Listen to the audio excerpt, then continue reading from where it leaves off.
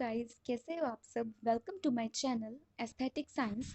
आज का हमारा टॉपिक है Newton's law of motion.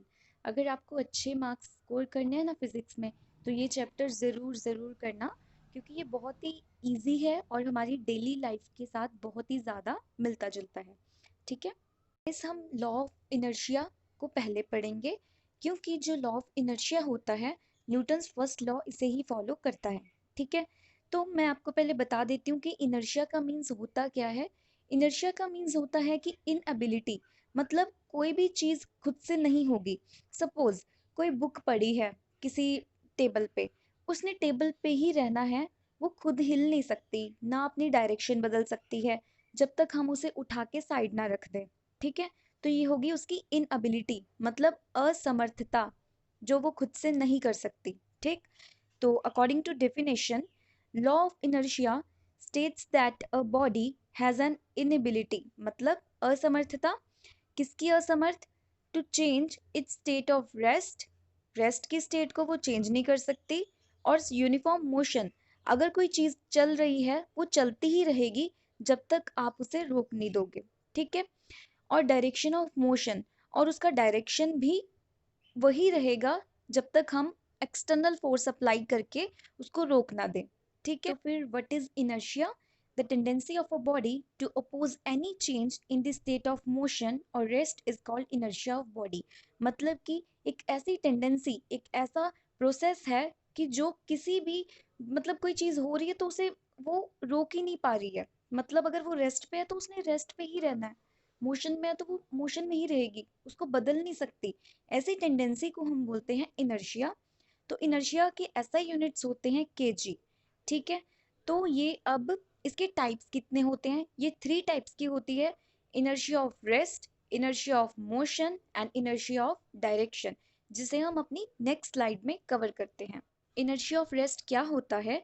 This is the inherent property of the object by the virtue of which it remains at rest unless an external force is applied on it। आपको अगर inertia की definition clear हो गई है तो आपको ये भी क्लियर हो गया कि मतलब ये एक इनहेरेंट प्रॉपर्टी, मतलब उसके ऑब्जेक्ट के बीच में इनबिल्ट प्रॉपर्टी यही होती है कि उसने वहीं पड़े रहना है जब तक कोई उस पर एक्सटर्नल फोर्स अप्लाई नहीं होती। जैसे मैंने आपको बुक का एग्जाम्पल दिया, सेम वैसे ही। ठीक है, तो अब इसकी एग्जाम्पल कर लेते हैं। क्वेश्चन बहुत आते हैं एग्जाम में इसके अकॉर्डिंग, मतलब 2 मार्क्स के, तो आप इसे स्किप मत करना। फर्स्ट क्वेश्चन है अपना: why a passenger falls backward when a bus suddenly starts moving from rest position. Means आप अपनी एग्जांपल ले लो, आप कहीं बस में गए, ठीक है, तो बस ने क्या किया? सडनली स्टार्ट्स मूविंग, बस ने अचानक से ही मूव करना स्टार्ट कर दिया फ्रॉम रेस्टिंग पोजीशन। कहीं वो खड़ी थी, रेस्ट पे थी, तो हम सारे भी रेस्ट पे थे, अचानक से उसने मूव स्टार्ट करना कर दिया। तो ऐसा हुआ क्यों कि पर्सन बैकवर्ड फॉल कर गया? तो इसका आंसर है the lower part of the body of the passenger come into motion along with the bus. देखो, जब तो हमारा जो लोअर सरफेस है बॉडी का, लेग्स वाला पोर्शन, वो बस की सरफेस के साथ अटैच्ड है, जुड़ा हुआ होता है ना, हम पैर रख के बैठे होते हैं बस के ऊपर। तो क्या होता है कि बस ने मूव करना स्टार्ट कर दिया, तो हमारे जो लोअर पोर्शन है, लेग्स वाला पोर्शन, उसने भी साथ साथ में मूव करना शुरू कर दिया, मोशन में आ गई वो। But the upper part of the body remains at rest. But जो हमारा अपर वाला पार्ट है, ऊपर का हिस्सा, वो तो रेस्ट में पड़ा हुआ है। क्यों? क्योंकि बस पहले रेस्ट पे थी, उसने तो अचानक से मूव करना शुरू किया ना, जिसकी वजह से नीचे वाला लेग वाला पोर्शन तो मोशन में आ गया, बट ऊपर वाली बॉडी हमारी रेस्ट पे पड़ी हुई है, जिसकी वजह से, क्यों क्यों पड़ी हुई है रेस्ट पे? इनर्शिया ऑफ रेस्ट की वजह से। क्योंकि जब तक एक्सटर्नल फोर्स अप्लाई नहीं होगी तब तक उसने रेस्ट पे ही रहना है। किसने? अपर बॉडी ने। तो इसी वजह से पैसेंजर फॉल्स बैकवर्ड, इसीलिए वो पीछे की तरफ झटका खा के गिर जाता है। ठीक है, जैसे कि आप पिक्चर में देख सकते हो, बहुत छोटा छोटा दिख रहा होगा बट स्टिल देखो, एक ना स्काई ब्लू कलर का शर्ट पहना हुआ है एक ड्राइवर ने, तो उसके जस्ट बैक साइड पे येलो कलर वाला एक मतलब आदमी खड़ा है जिसने येलो कलर की शर्ट पहन रखी है, वो गिर रहा है। क्यों? क्योंकि उसका जो लोअर था, लोअर पोर्शन, वो तो मोशन में आ गया जब बस मूव की, बट उसका अपर पोर्शन तो रेस्टिंग पे था ना, इसी वजह से वो बैकवर्ड डायरेक्शन में गिर गया। नेक्स्ट है अपना second question, why we beat a carpet with stick to remove dust particles. हम जैसे कोई कोई भी होगी कारपेट, जैसे हम जमीन पे बिछाते हैं उसमें डस्ट पार्टिकल्स लग जाते हैं क्योंकि हम उस पे पैर वैर झाड़ते हैं, चप्पल वप्पल या जो भी है, ठीक है। तो उसको हम क्या करते हैं, बीट करते हैं स्टिक से। तो क्या होता है, सारे डस्ट पार्टिकल नीचे गिर जाते हैं। ऐसा क्यों होता है, क्योंकि due to inertia of rest, rest करने की वजह से, आलस की वजह से जो डस्ट पार्टिकल है, वो जो कारपेट के फाइबर्स, हर चीज में फाइबर है छोटे छोटे से, ठीक है। तो उस फाइबर में क्या है, डस्ट पड़ी हुई है, वो कर रही है rest, due to inertia of rest की वजह से, ठीक है। बट जब हमने उसे बीट किया कारपेट को, तो कारपेट के फाइबर आ गए मोशन में। बिल्कुल छोटा छोटा सा फिनोमिना है ये, ध्यान से समझो। कारपेट में फाइबर है, फाइबर में डस्ट है, तो जब हमने उसको बीट किया, फाइबर तो आ गए मोशन में, बट जो डस्ट पार्टिकल था वो किस में रह गया, रेस्ट पे, due to inertia of rest. इसी की वजह से जब हम उसको बीट करते हैं कारपेट को, due to inertia of rest सारी डस्ट पार्टिकल नीचे गिर जाती है, ठीक है। करते हैं inertia of motion which is second type of inertia. इसमें क्या होता है, डेफिनेशन सबकी सेम ही है, एक के याद कर लो, सबकी ऑलमोस्ट सेम है, बस रेस्ट वाली में थोड़ा रेस्ट लिख देना है, मोशन वाली में मोशन और डायरेक्शन वाली में डायरेक्शन, बाकी सारी चीज सेम है। The tendency of a body to resist the change in its uniform motion unless an external force is applied on it. इसमें क्या है, वो चीज, वो बॉडी हमेशा यूनिफॉर्म मोशन में ही रहती रहेगी जब तक कोई एक्सटर्नल फोर्सेस पे अप्लाई ना हो जाए। पिछली वाली में था, तब तक वो रेस्ट में रहेगी जब तक कोई एक्सटर्नल फोर्स अप्लाई ना हो जाए, ठीक है। तो इसमें एग्जाम्पल क्या है, फर्स्ट क्वेश्चन है, why a passenger falls forward when a bus suddenly stops moving. जब एक बस मूव करते करते सडनली रुक जाती है, तो क्या होता है, पर्सन फॉरवर्ड क्यों फॉल करता है, ठीक है। क्यों करता है, the lower part of a body of a passenger comes to rest. सबसे पहले आप सब कुछ भूल जाओ, ये सोचो कि बस तो पहले मूव कर रही थी, मतलब पूरी बॉडी क्या कर रही है, मूव कर रही है, ठीक है। अचानक से वो मतलब रेस्ट पे आ गई, तो क्या होगा, हमारी जो लोअर पोर्शन है, लोअर लेग्स हैं, वो तो बस की सरफेस के साथ अटैच्ड है, मतलब लगे हुए हैं बस की सरफेस के साथ, वो तो हो जाएंगे रेस्ट पे। बट जो हमारा अपर बॉडी पार्ट है, वो तो चलता ही रहेगा unless an external force is applied on it, ठीक है। तो वही कह रहे हैं, the lower part of the body of a passenger come to the rest along with the bus, but the upper part of the body remain in motion due to inertia of motion। क्यों है upper body motion में, inertia of motion की वजह से, ठीक है। इसीलिए person ने फॉल्स फॉरवर्ड, हमेशा वो आगे गिरेगा। इसकी सिंपल एग्जांपल आप ले लो कि जब हम कार में सफर करते हैं तो अचानक से ब्रेक लग जाती है, तो हम लोग आगे की तरफ गिरते हैं। क्यों गिरते हैं, क्योंकि हमारी upper body inertia of motion में पड़ी हुई है, इसी वजह से, ठीक है। और कुछ नहीं। नेक्स्ट अपना है second question, which is man jumping out of moving bus falls with his head in forward direction by. मतलब कि सपोज एक बस चल रही है, चलते चलते अचानक से पर्सन ने, मतलब कहीं उसका स्टॉप आ गया तो उसने रुकना है, वो उतर गया फटाफट से। जैसे ही वो उतरा तो वो फॉरवर्ड की डायरेक्शन में उसका हेड गया। ऐसा क्यों हुआ, ऐसा इसलिए हुआ क्योंकि उसने तो जंप करके, उसके जो लेग्स हैं वो तो आगे ग्राउंड के टच में, ग्राउंड किस पे है, रेस्ट पे, ठीक है। वो उसकी लोअर बॉडी हो गई रेस्ट पे, पर उसकी अपर बॉडी स्टिल मोशन में है। क्यों, due to inertia of motion, इसी की वजह से वो फॉरवर्ड फॉल कर गया। आप हमेशा ध्यान देना, जब आपने इनर्शिया ऑफ मोशन करना है तो पर्सन फॉल करेगा फॉरवर्ड, बट जब इनर्शिया ऑफ रेस्ट करना है तो पर्सन फॉल करेगा बैकवर्ड, याद रखना। तो इसका आंसर पढ़ देती हूँ, when a man jumps out of a moving bus his feet come to rest on touching the ground. Ground rest पे है, बॉडी नीचे वाली रेस्ट पे आ गई, while remaining part of the body continues to move due to inertia of motion, इसीलिए वो forward fall कर गया, ठीक है। अब करते हैं थर्ड टाइप की inertia which is inertia of direction. ये क्या कहती है, tendency of a body to resist the change in direction of motion unless an external forces applied on it. It means कि एक ऐसी प्रॉपर्टी है इसके अंदर कि ये किसी भी डायरेक्शन को नहीं फॉलो करेगी जब तक कोई एक्सटर्नल फोर्स ना लग जाए। जिस डायरेक्शन में आपने इसको एक बार घुमा दिया, ये उसी में ही रहेगी जब तक आप इसको चेंज ना कर दो। सपोज अगर आप बाइक चला रहे हो या कोई भी व्हीकल चला रहे हो, सीधे सीधे रखोगे तो वो सीधे सीधे ही रहेगी। जब तक आप उसको टेढ़ा मेढ़ा ना कर दो, उसको टर्न ना ले लो, तब तक उसने सीधे ही चले जाना है व्हीकल ने। ठीक है, तो वो हो गया due to inertia of direction. ठीक है, तो इसकी एग्जांपल्स में हम पढ़ते हैं। First question, why a stone tied with string which is moves in horizontal motion, मतलब एक ही सरफेस में गोल गोल ही घूमी जा रही है, motion suddenly flies of tangentially. Tangent आपको पता है ना, एक ऐसा पॉइंट होता है जो सर्कल को सिर्फ एक पॉइंट पे टच करके चला जाता है। ठीक है, उसे हम टेंजेंट कहते हैं। तो हम जब बचपन में खेलते होते थे, एक गेंद आती थी जिसके साइड पे रबर लगी हुई होती थी, रबर वाली स्ट्रिंग, रबर वाला धागा, जिससे हम गोल गोल घुमाते थे उस बॉल को। तो सडनली क्या होता था, अगर तो उसका जो जिस जहां से हमने उसको बांध रखा है, रबर वाली स्ट्रिंग को बॉल से बांध रखा है छोटी सी, अगर तो वो ढीला है तो वो गिर जाता था, एकदम साइड पे जाके गिरता था। ऐसा क्यों होता था, क्वेश्चन है हमारा।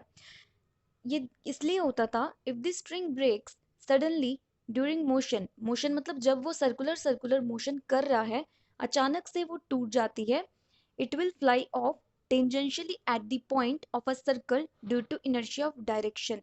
क्योंकि अगर वो टूट भी गया है, पर फिर भी वो मूव करते करते ही जाके गिरेगा एक साइड पे, टेंजेंटली गिरेगा। ठीक है, तो ये आप इस फिगर में देखो, ज्यादा क्लियर होगा। सपोज एक ना हैंड, बीचों बीच एक हैंड है जो स्ट्रिंग को पकड़ के रखा है, और एक स्टोन को उसने बांध रखा है, उसको हॉरिजॉन्टली मूव कर रहा है गोल गोल। ठीक, दूसरी फिगर में देखो, ब्लू सी लाइन है ना, वो है टेंजेंट, जो सर्कल को एक पॉइंट पे टच करके बॉल को गिरा देगा due to inertia of direction. ठीक है, अब आपने इनर्शिया पढ़ लिया, अगर वो समझ आ गया, आपको न्यूटन्स का फर्स्ट लॉ भी समझ आ जाएगा। न्यूटन का पहला लॉ क्या कहता है कि every object remains at rest और uniform motion in a straight line unless an external force is applied on it. मतलब कि एक बॉडी सेम रेस्ट पे ही रहेगी, या कोई बॉडी ऐसी है जो मूव कर रही है, उसने मूव ही करी जाना है जब तक उसको बाहर से कोई फोर्स रोक नहीं देती। ठीक है, किसको नहीं रोक देती, जो मूव कर रही है उसको रोक नहीं देती, और जो रेस्ट पे पड़ी है चीज, उसको कोई अगर हिला ना दे, उसको वहां से हटा ना दे, तब तक उसने वहीं पे ही रहना है। ठीक है, तो ये हमारा हो गया Newton's first law of motion. तो आप देख सकते हो, it simply explain the definition of inertia. इसने और कुछ नहीं किया, जो इनर्शिया की डेफिनेशन थी उसी को ही एक्सप्लेन किया है। इस फिगर में थोड़ी फनी सी एग्जांपल है, बट आपको क्लियर हो जाएगा। देखो, ऊपर वाली जो कार है वो क्या कह रही है, वो रेस्ट पे पड़ी हुई है। वो कह रही है, I am not going anywhere unless something force me to. मतलब कि कह रही है कि जब तक कोई एक्सटर्नल फोर्स नहीं लगेगी, मैं कहीं मूव नहीं करूंगी। ठीक है, नीचे वाली क्या कह रही है, car, I will keep going until something stops me. वो इतना एटीट्यूड दिखा रही है कि मैं तब तक मूव करती रहूंगी जब तक मुझे कोई रोक नहीं देता। ठीक है, क्लियर हो गया। अब आ गया हमारा Newton second law of motion, which is very important law, क्योंकि इसे ही हम रियल लॉ कहते हैं। अगर एग्जाम में क्वेश्चन आए what is the real law of motion, तो आपने बोलना है Newton second law is the real law of motion, because जो दोनों लॉ है ना, वो इसी में आके इसको प्रूव करते हैं। ठीक है, तो चलो, the rate of change of momentum of a body with respect to time is directly proportional to the net force applied on a body. It means, ये जो मैंने थोड़ा लिख रखा है ना, थोड़ा रफ रफ सा, आप लोग हंसना मत, मुझे वेक्टर का साइन मिल नहीं रहा था तो मैंने इसको ऐसे ही ड्रॉ कर दिया। तो इसमें आप फर्स्ट देखो, जो मैंने ग्रीन वाला ड्रॉ कर रखा है, उसमें मैंने क्या लिखा है, फोर्स क्या है, एक हमारी वेक्टर क्वांटिटी, क्योंकि इसके पास डायरेक्शन भी है और ये मैग्नीट्यूड भी है। ठीक है, तो ये डायरेक्टली प्रोपोर्शनल का जो साइन है वो क्या बोलता है, जो फोर्स है डायरेक्टली प्रोपोर्शनल टू पी से हमारा है मोमेंटम। ठीक है, मोमेंटम होता है मास और वेलोसिटी का मल्टीप्लिकेशन। ठीक, इसे हम आगे डिस्कस करेंगे, टेंशन मत लो, बस इतना देखो, force is directly proportional to momentum. ठीक है, दूसरा पॉइंट क्या है, force is inversely proportional to time. बच्चे, डायरेक्टली का मतलब होता है अगर मोमेंटम बढ़ा तो फोर्स बढ़ेगी। इन्वर्सली का मतलब है अगर टाइम बढ़ा तो फोर्स कम हो जाएगी। ठीक है, जो आगे मैंने एग्जांपल्स दे रखी हैं आपको इजीली समझ आ जाएगा। तो आओ अब अपनी डेफिनेशन पे। इसका मीन्स क्या है, जो डी का मतलब है ना, डी डी का मतलब है रेट ऑफ चेंज ऑफ। तो अब इसके अकॉर्डिंग आप डेफिनेशन खुद बना सकते हो। Force directly proportional to, d का मतलब हो गया rate of change of, p का मतलब हो गया मोमेंटम। ठीक है, मोमेंटम ऑफ अ बॉडी। अब नीचे क्या लिख रखा है मैंने, time, with respect to time. ठीक है, जो ओवर में आ जाएगा ना डिवाइड में, उसे आपने बोल देना है विद रिस्पेक्ट टू टाइम। तो it is directly proportional to force. अब ये फोर्स के डायरेक्टली प्रोपोर्शनल आ गया ना दोनों। ठीक है, टाइम तो इनवर्सली प्रोपोर्शनल है, बट अगर आप dp डिवाइडेड बाय dt लिखोगे तो फोर्स डायरेक्टली प्रोपोर्शनल आएगा। ठीक है, and this change takes place in direction of applied force. और ये चेंज वही होगा जहां पे आप फोर्स अप्लाई करोगे। सपोज आप साइकिल चला रहे हो, तो अगर आप साइकिल चलाते रहोगे सीधी डायरेक्शन पे तो साइकिल सीधा ही जाएगा, वो कहीं टेढ़ा मेढ़ा नहीं होगा। ठीक है, तो मैंने फर्स्ट में ये लिख रखा है, force is vector which is directly proportional to dp and force is inversely proportional to dt। Third में लिख रखा है, फोर्स इज इक्वल टू के क्या है बच्चे, ये जो मैंने प्रोपोर्शनल का साइन लगाया ना खुद ड्रॉ करके, इसको हटा के कोई ना कोई कांस्टेंट आता ही आता है, यहाँ पे आ गया के कांस्टेंट। देखते हैं Newton second law of motion की एग्जांपल्स। तो हमारा फर्स्ट क्वेश्चन है, why a cricket player lower his hand while catching a cricket ball. आजकल आईपीएल चल रहे हैं तो आप लोग को पता होगा क्रिकेटर्स क्या करते हैं, अपना हैंड नीचे की तरफ कर लेते हैं जब उन्होंने कोई बॉल कैच करनी होती है। ऐसा क्यों करते हैं, आपको समझ आ गया सेकेंड लॉ। सिंपल क्या बात थी, force is directly proportional to rate of change of momentum with respect to time. अब देखो, he lower his hand to increase the time interval. अब देखो बच्चे, अगर तो वो जंप करके ऊपर की तरफ बॉल पकड़ लेगा, ठीक है, ऊपर हाथ करके बॉल पकड़ेगा तो टाइम कम लगेगा बॉल को पहुंचने में, और फोर्स ज्यादा लगेगी। क्यों बच्चे, क्योंकि force is inversely proportional to time. अगर टाइम ज्यादा लग जाएगा फोर्स कम लगेगी। इसी वजह से वो इंसान क्या करता है, क्रिकेटर अपना हाथ नीचे की तरफ करता है ताकि बॉल पूरा रास्ता कवर करके फिर टाइम लेके उसके हाथों तक आए, जिसकी वजह से टाइम बढ़ जाएगा और फोर्स कम लगेगी, उसको चोट कम लगेगी। तो ये देखो, he lowered his hand to increase the time interval to change the momentum of a ball to zero। अपना हाथ इसलिए नीचे करता है ताकि टाइम ज्यादा लग जाए और मोमेंटम क्या हो जाए, पूरा जीरो हो जाए। ठीक है, hence less force is exerted on his hand। ये आप देखो, फोर्स के बाद मैंने ब्रैकेट में लिख रखा है, ऊपर देखो डीपी लिखा हुआ है, नीचे डीटी। डीटी मतलब टाइम ज्यादा लग गया, फोर्स के टी क्या है, इनवर्स, टाइम ज्यादा फोर्स कम और मोमेंटम जीरो। ठीक है, इसीलिए वो अपना हाथ नीचे करता है ताकि उसको इंजरी कम हो। ओके, नेक्स्ट क्वेश्चन है, why vehicles are fitted with shockers. Vehicles में शॉकर्स क्यों फिट होते हैं। शॉकर्स देखो आप, ये रेड कलर का दिख रहा है ना फिगर में, लेफ्ट वाली शॉकर्स होते हैं ऐसे स्प्रिंग टाइप। इसमें क्या होता है, जैसे हमारी, मैं आपको चलो क्वेश्चन पढ़ देती हूँ फिर समझ आएगा। This is because when a vehicle moves over a rough road, हमारी जो इंडिया की रोड्स है बहुत ही ज्यादा रफ है, ठीक है, उबड़ खाबड़ सी, the force is transmitted in the form of jerk. तो वो क्या करती है, जो खराब रास्ते हैं वो जर्क जर्क पहुंचाते हैं हमारी तरफ, मतलब झटके पहुंचाते हैं, जिसकी वजह से हमारा मतलब बैलेंस बिगड़ता है। वो जर्क्स हमें पहुंचाते हैं कैसे, through the surface of vehicle. जो व्हीकल का सरफेस है वहां तक जर्क आते हैं, जिसके बाद वो हमें लगते हैं। ठीक है, बट ये शॉकर्स क्या करते हैं, शॉकर्स जर्क्स को एब्जॉर्ब करते हैं। एब्जॉर्ब कैसे करते हैं, टाइम ज्यादा लग जाता है, जो शॉकर्स है ना, वो देखो कैसे स्प्रिंग स्प्रिंग तरह के है ना, तो इसने क्या करना है, उस जर्क को, उस फोर्स को हमारे तक आते आते टाइम लगा देना है ज्यादा। टाइम ज्यादा लग जाएगा, फोर्स कम लगेगी, हमें जर्क कम लगेंगे। ठीक है, तो वही है, shocker increases the time of transmission of the force of jerks to the floor of the vehicle. Vehicle का जो फ्लोर है, जो सीट है व्हीकल की, वहां तक कम आ पाएगा जर्क, क्योंकि टाइम बढ़ जाएगा, जर्क कम हो जाएगा। ठीक है, इसीलिए हम क्या करते हैं, शॉकर्स यूज करते हैं। हम नहीं, कंपनी वाले शॉकर्स यूज करते हैं ताकि हमें चोट कम लगे। ठीक है, नेक्स्ट है अपना Newton's third law of motion. ये क्या कहता है, ये बहुत ज्यादा फनी लॉ है। जैसे देखो, आपका कोई दोस्त है, उसने आपको एक थप्पड़ मारा तो आपने भी जाके उसको एक स्लैप कर देना है।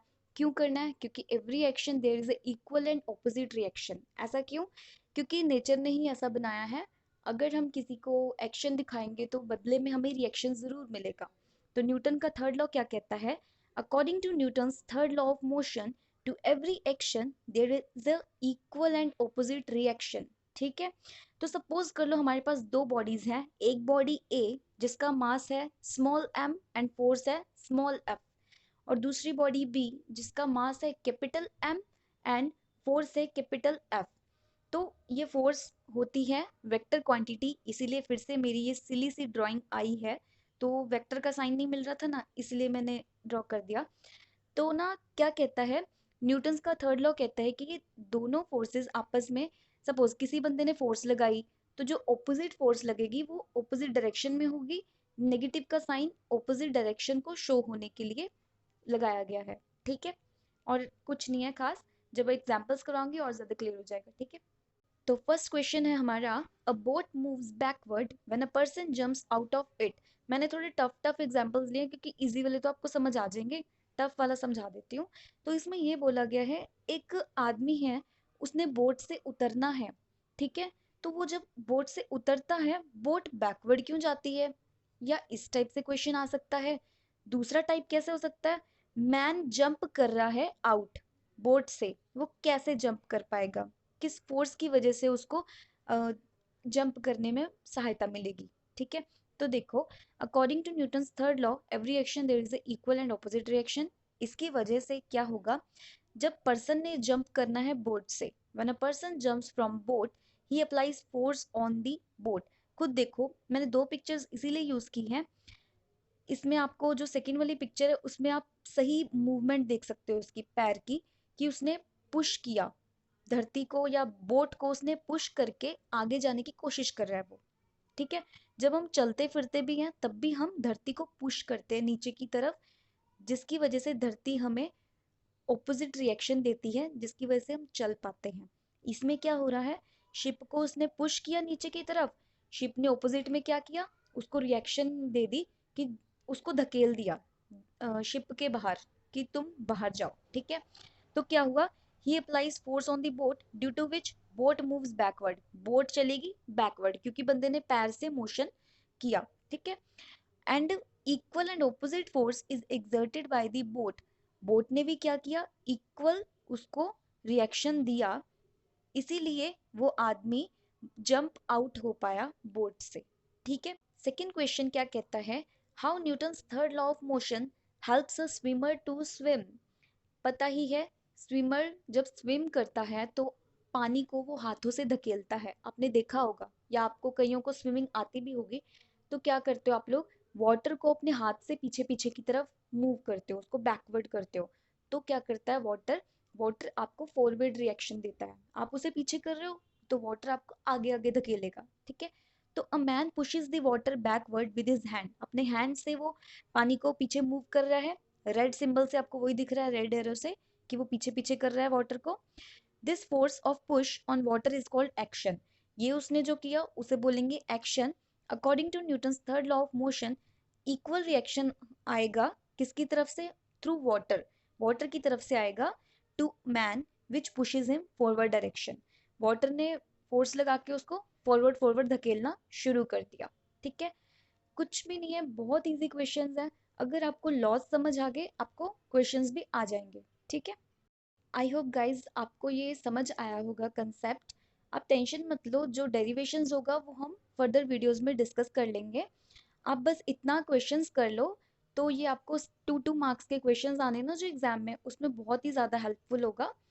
आई होप आपको ये वीडियो समझ आया होगा। अगर आपको ये वीडियो समझ आया है तो प्लीज़ मेरी वीडियो को लाइक करें, मेरे चैनल को सब्सक्राइब करें और बेल आइकन पे प्रेस करना बिल्कुल ना भूलें। Thank you so much.